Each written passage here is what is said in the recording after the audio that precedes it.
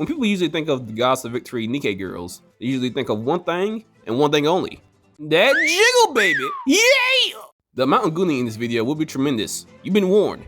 Now he's in here, he's off somewhere else cooking. That means I can go hands free. Aw yeah, I feel like a slave who smashed his first white chick. What? It's a good day.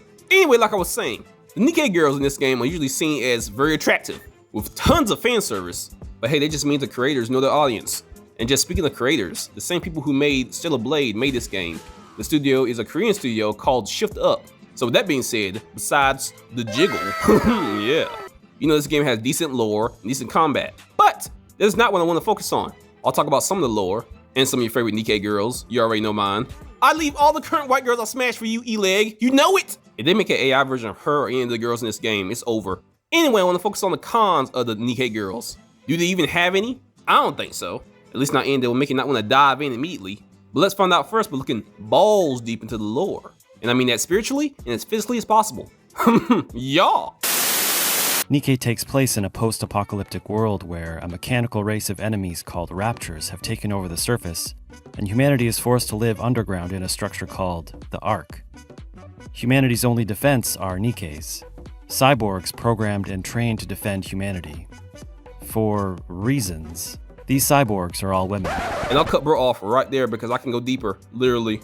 Now what he said is true, but let me be more specific. In the early days of the Rapture invasion, the predecessors to the present-day Nikke girls were human volunteers who had their brains transplanted into artificial robotic bodies.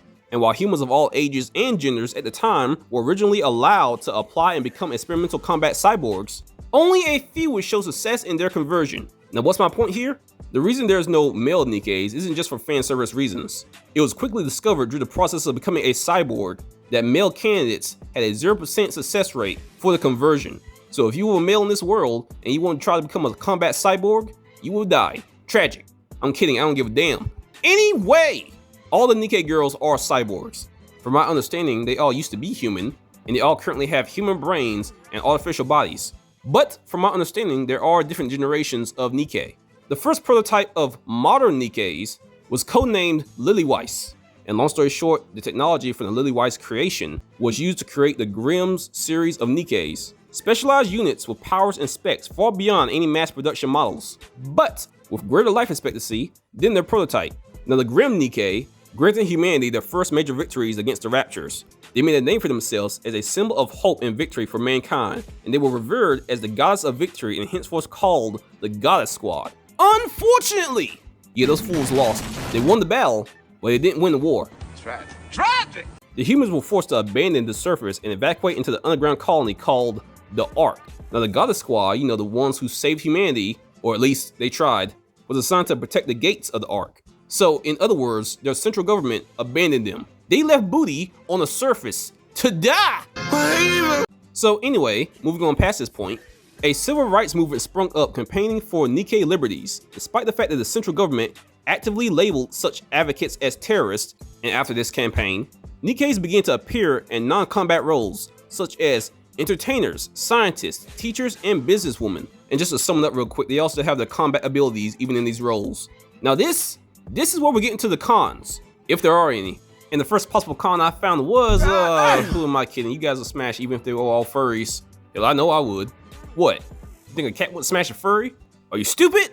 Oh, now you think I'm a furry, right? Right? You'd be correct, but don't you say it. All right, the first con is that these women can be controlled and limited. Now, who can control them? The central government, otherwise known as the United Forces of Humanity in this world, and the big three PMC manufacturers, Elysian, Missilis Industry, and Tetraline. Now, how's the central government managed to control these powerful, thick women? Well, it's actually very simple. They put nanomachines, also known as NIMPH, aka neuroimplanted machines for the protection of humans. They put these nanomachines inside the girls' brains during the conversion process from human to cyborg.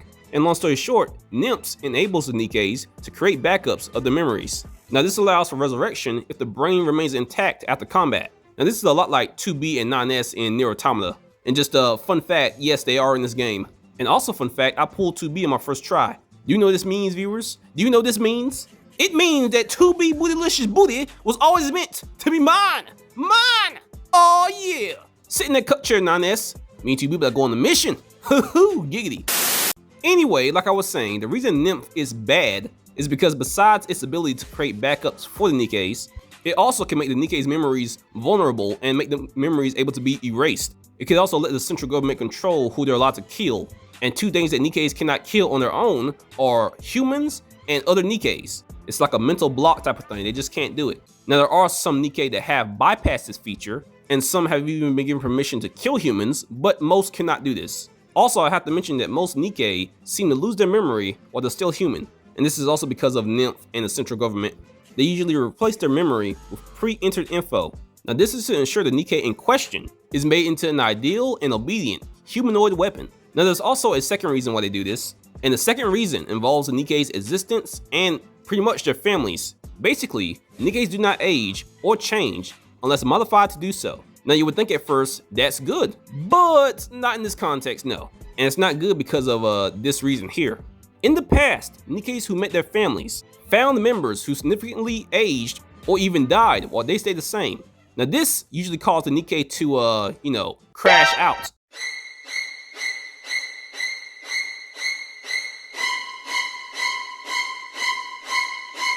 Oh shit, here we go again. Yeah, the government should have seen that coming.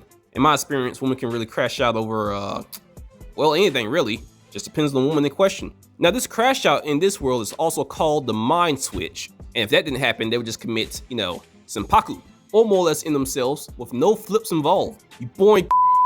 The least you can do before you die is do a flip. I ain't trying to watch you sadly and slowly pass away. I'm trying to be entertained. I'm trying to see booty 400 feet in the air going crazy. Is that too much to ask, viewer? Is that too much to ask? Damn, Knight's right, I do like sympathy.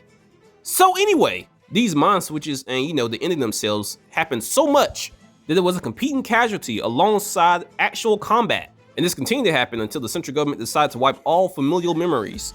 Now I didn't explain this very good before, but you're probably wondering what a mind switch is. A mind switch, besides being my next con, refers to a phenomenon where a Nikke's brain suffers permanent damage or alteration from psychotic stress. When this happens, a Nikke's personality can undergo drastic shifts. The more I read, the more this sounds like menopause or the woman's time of the month. Just saying. Now the afflicted Nikke become irregulars, who suffer a psychotic break and go on a rampage. Yeah, this sounds like a woman on menopause. Tragic. Now in case you're wondering, an irregular refers to a Nikke who exhibits behavior outside the expected norm and is thus considered a potential threat to the Ark. Irregulars can show signs of disobeying orders, they can show hints of desertion, and they can also show signs of helping the Raptures. Nikkes that have been compromised or created outside official channels are considered irregular and potentially dangerous. And long story short, yes, Raptures can corrupt Nikkes. Now if this happens, the commander, aka you, have to put them down. Tragic. Tragic! Well, bye Felicia. Why?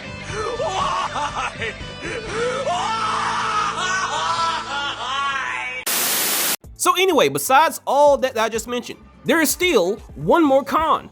And what could that con be? Well, it's a very simple one compared to the ones I just mentioned, but a con nevertheless. Now what is it? It's pretty obvious. It's their weight. These bitches fat, but not really. Let me explain in detail.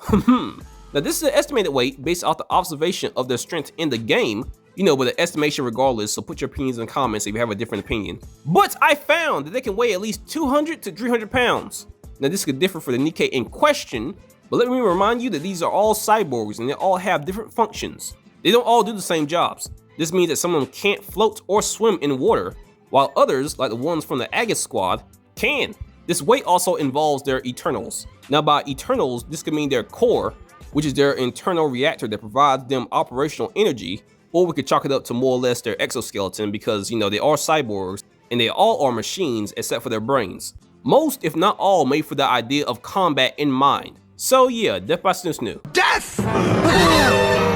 By Snoo Snoo! Yeah! Alright, those were all the cons. Will they stop you from smashing? Probably not. I mean, come on, look at this.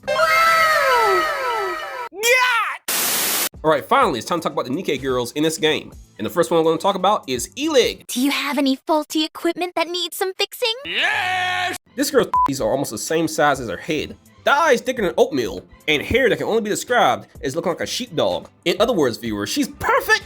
Absolutely perfect! I don't even know if she can see with her hairstyle, but it doesn't even matter. Now who is she and what can she do? Elig is a Nikke from the Electric Shock Squad, an R&D squad specializing in electronics. She's an expert in this field, and the main thing you need to know about Elig is that her favorite FPS game is Boom. Now the game Boom is basically this world's version of the game Doom, and she wants to install this game on every device that has a screen. Now why is this? I don't know. I read that in her past life before she became a cyborg, she was already infatuated with the game, so it could be just because she just likes the game. And I mean, can you blame her though? Oh, and also, I think we showed this during the last video, but she has a swimsuit version. Next, Waifu, the swordswoman, Scarlet. Now, if you don't play the Goddess of Victory Nikke game, you probably recognize Scarlet from the Stellar Blade DLC. I haven't played the DLC yet, but I heard she's a very challenging boss. And like Eve from Stellar Blade, she also uses a sword. She's known as a wandering swordswoman from the Pioneer Squad. She apparently has no place to call home, and she walks alone, seeking to reclaim the land from the Raptures, one cut at a time. And I have to mention, before she was a part of the Pioneer Squad, she was part of the Goddess Squad. And if I didn't make this clear before, the Goddess Squad is a legendary squad. The ones who are in there are Dorothy, Lilith, Rapunzel, Red Hood, and Snow White. And the ones who are in the Pioneer Squad with Scarlet are Snow White and Rapunzel. The Nikkes in the Pioneer Squad are considered the early generation Nikkes, and they're also a part of the Grimm series. So yeah, she's very OP. And as far as her personality goes, she likes to drink, but she can't hold her liquor at all. If anything, this character's personality reminds me of Shunsui from Bleach. At first, they both seem very harmless, but then all of a sudden... Bankai. Oh shit! Oh shit! Now, Scarlet was originally intended to be a member of a melee squad. She was meant to engage Raptures in close quarters combat. Unfortunately, in her past, her whole squad was wiped out. And in this melee squad, she had an older sister named Rose, who gave her her sword, called the Fleetly Fading, which is a very ironic name for a sword in this scenario. But either way, I love this character. If you haven't figured this out, most Nikkes use guns, not swords. So Scarlet just kind of stands out to me. Plus, I like her style. She has swag. Next, Waifu. My next one up is the last one for this video, but I will be making a second part because there are a lot of Nikke girls and characters in this game to talk about. So make sure to leave in the comments who you want in the second part. And with that being said, the last one I'm going to talk about is Noor and also her sister Blanc. But mostly Noor. White is okay, but we like chocolate around here. You know what I'm saying? Look at girl in a bunny costume making the Easter bunny and Jesus jealous. Girl's built like all the food she eats go to her chest. Body looking like a chocolate hourglass. Body looks like it's made of that pure milk chocolate. Body looking like a glass of milk that'll never go bad. Girl works in a casino but is deprived. And her younger sister, well, she exists. You know, she there, she confident. She need to get off the screen though. We talking about chocolate right now. Ooh, I'm parched. I need some protein, some vitamin and minerals. And whatever Noor's offering, I'm taking. Can't be walking around the casino with all that. That's dangerous, baby. You're gonna set the casino on fire. Gonna make me roll the dice wrong. Damn, she thick. And her sister, well, she alright. Alright, to be more precise, Noor is a member of the 777 squad. This squad runs the arts casino called Coin Rush. And yes, if I haven't made this clear, she is a cyborg. Now, why would they make a cyborg look like this and dress in a bunny outfit? My answer to that question is, why the hell not? The girls can make Ultron see the good in humanity. She is perfect. Perfect for the battlefield. Now, like I said before, she is the older sister of Blanc, but she is also considered shy and timid compared to Blanc. Blanc is more outgoing and confident, but no one gives a damn about Blanc because Blanc don't got back like Noor does. Now, Noor is described as kind-hearted and very eager to share her luck with others. Now, most would think that her shy nature will clash with her profession, but this is not true. And you can about guess what her profession is. From what I researched, her and her sister are more like go-go dancers. They don't do any sexual stuff, but they do seem to entertain. And Noor loves her job and performing for others, and she adores her sister more than anything else. And there are certain aspects of her twin that she envies like Blanc. Wait, hold up, pause. Twin? What you mean twin? Let me look at these two real quick. One of these bitches missing some calcium. I know they biologically related, but ain't no way they twins. Somebody's father didn't do a DNA test because something is wrong here. Unless their central government changed their look so much that they look different. But anyway, other traits about Noor is that she doesn't seem to understand romantic affection. And she has no male friends except for the main protagonist, that being you in this scenario. So she usually finds herself asking the question, what is love? Or more or less, what do people call love? And I don't even know why she's asking that. All she gotta do is walk outside. She'll find something. It may not be love, but it'll be something. Probably a fistful of lust. And maybe a crackhead or two. Either way, Noor can get it. And her twin sister, well, yeah, I'm gonna need to see a blood test. Alright, that's it for this video. You guys tell me what you think in the comments, and tell me which Nikkes you want me to talk about in part 2. Leave it in the comments, and I'm gonna go find Knight real quick. Knight, where are you? Show yourself, fool. You ain't been in the whole video, making me do all the work. What's up? What? What? Knight, what the? Godson.